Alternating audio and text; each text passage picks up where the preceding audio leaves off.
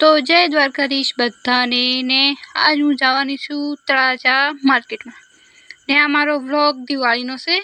તો દિવાળીમાં મેં હું લીધું આમ તો હું ચપ્પલ ને એવું બધું જ લેવા ગઈ હતી ને આજથી તળાજાનો ડુંગરો કેટલો મસ્ત લાગે છે। હજી હાઈવેથી એટલો મસ્ત લાગે તો ના હું આમ તો હું અહીંયા તળાજાની બાજુમાં જ રહું છું પણ કોઈ દી આ ડુંગરે નથી ગઈ।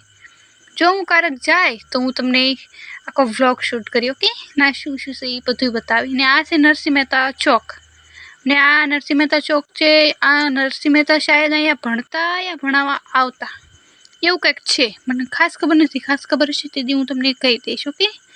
અને અમે આવી ગયા તળાજા, આમ બેક સાઈડ લઈ આવ્યા હતા ને આ તળાજાનો પ્રવેશ દ્વાર બતાવું તમને હું।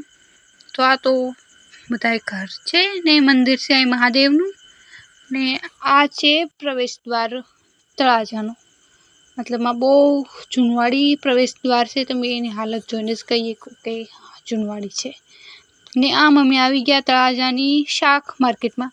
આમ તો અમે ઓલમોસ્ટ શાક માર્કેટમાં જ આવતા હોય કેમ કે જે વસ્તુ બધી જોતી હોય શાક માર્કેટમાં મળી રહે ને હું તળાજા એટલું બધું નથી જાણતી ને શૂઝ લેવાના હતા મારી બેનને તો એને શૂઝ તો પસંદ આવ્યા જ નહીં કે મતલબ અમે ઘણી દુકાને ફર્યા પણ અહીં મોજડી બહુ મસ્ત હતી પણ આમાંથી એક મોજડી પણ મારી પાસે પણ છે અત્યારે હાલમાં।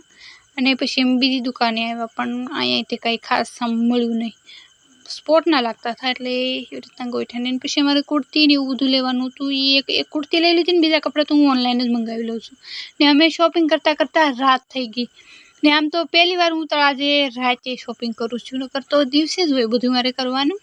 તો એટલી કંઈક શોપિંગ હતી અમારી।